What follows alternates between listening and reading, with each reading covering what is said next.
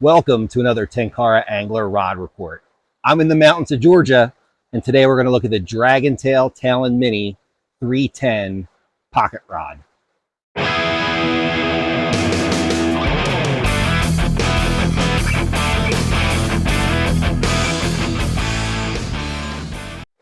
All right, let's take a look at the DRAGONtail Talon MINI 310 pocket rod. Pocket rods are kind of all the rage right now. Well, actually, pocket rods and big fish rods seem to be what everybody's talking about in the Tenkara universe. And DRAGONtail has kind of been teasing this Talon MINI for the last couple of months. It's created a lot of excitement online, and actually a couple preview articles and videos and posts. We actually did one at Tenkara Angler. Tom Davis got his hands on a prototype a couple months ago, did a full write-up, in his typical style with weights, measurements, CCS RFI. He actually even did one of his first-person videos showing, how it fished.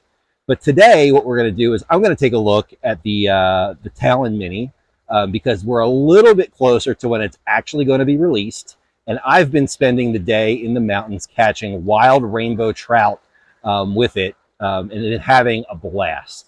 So what I'm going to do is I'll kind of take you through the rod really quickly and then kind of give you some pros and cons, in my opinion, on how it fishes and performs. So let's take a look at this rod.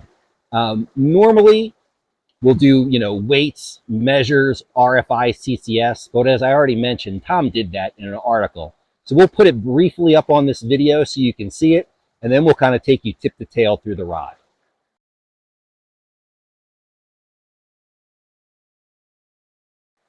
All right, looking at this rod, it's really interesting. First thing you notice is how extremely short it is when collapsed.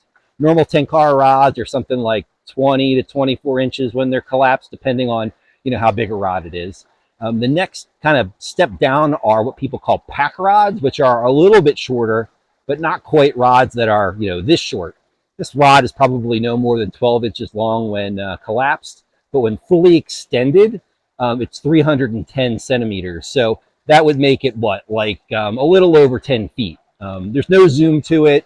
It's just a standard rod, but a fully functional and fishable Tenkara rod when fully extended at its 10-foot plus length.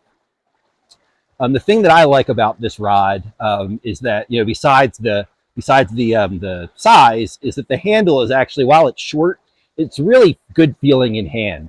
It's just enough to get a good grip on it. Plus, when you extend your finger, it kind of hits the blank, so you can kind of feel cast is good. You can kind of get that extra feel on those takes, which is important, and I'll get to that in a second.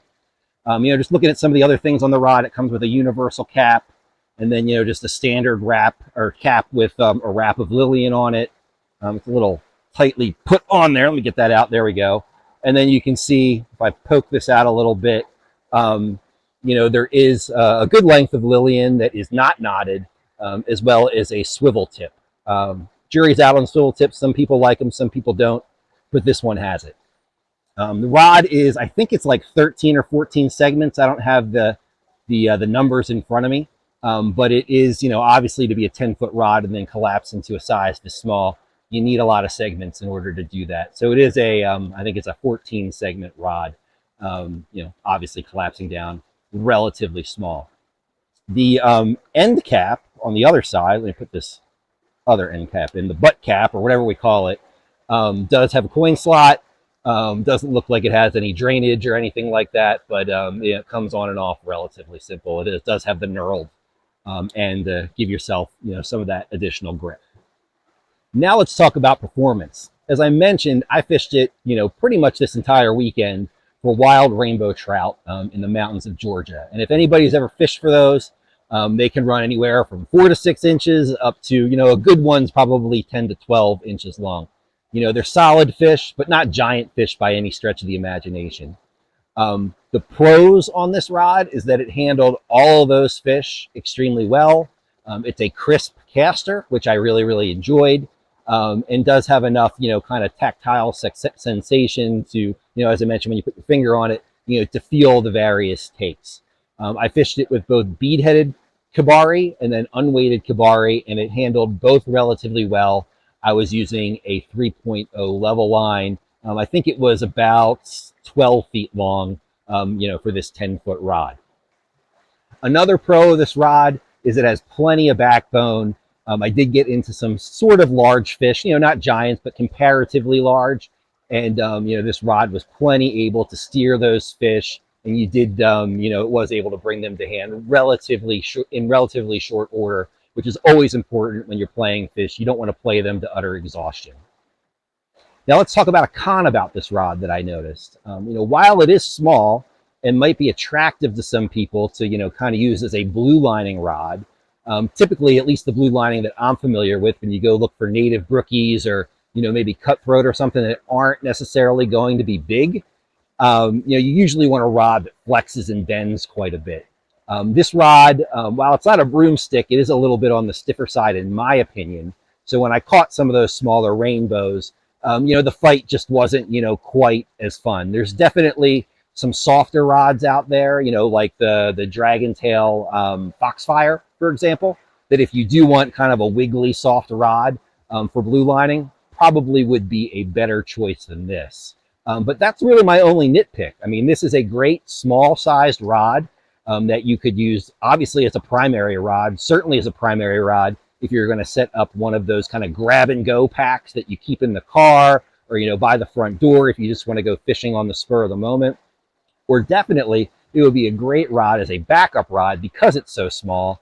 I also brought out one of my other, more expensive rods to fish this weekend. And I haven't used that rod yet. I've been using this the whole time. But, you could slide this rod easily into a pack or anything and not have to worry about it, hanging out the side and getting caught on, branches or snagged or, anything like that. I guess I should also mention that this rod does come with a hard tube and a sock, but I didn't bring them. I'm not a believer in those things. I think the rod itself is its best case. So I kind of left them in the car. I don't have those to show you. So those are my thoughts on the DRAGONtail Talon Mini 310. I think it's going to be a really attractive rod. As I said, for people who want, a primary rod for grab and go situations or just a really compact backup, I think it's going to be great in those scenarios. Also, from what I hear from DRAGONtail, the price of this rod is going to be, at least half of what a lot of the other, pocket mini rods go for. So I think it's going to become very popular when it hits the market later this year. Stay tuned for that. I think there's going to be 2 drops of this rod, the initial stock that they have, the kind of the model that I have now, and then they're going to take pre-sales. Once those, I assume, sell out, they're going to take pre-sales for rods a little bit for delivery later in the year. So I think this is going to be a popular rod and one that, honestly, any Tenkara angler should take a look at. Well, thanks for joining us today for this Tenkara Angler Rod Report. If you enjoyed this video, we'd really appreciate it if you'd like it, subscribe to our YouTube channel, and click that bell for notifications. It just gives us the positive reinforcement that you're enjoying what we're doing and encourages us to make more of these videos. Well, until the next time, tight lines, and I hopefully will see you on the stream. Talk to you soon.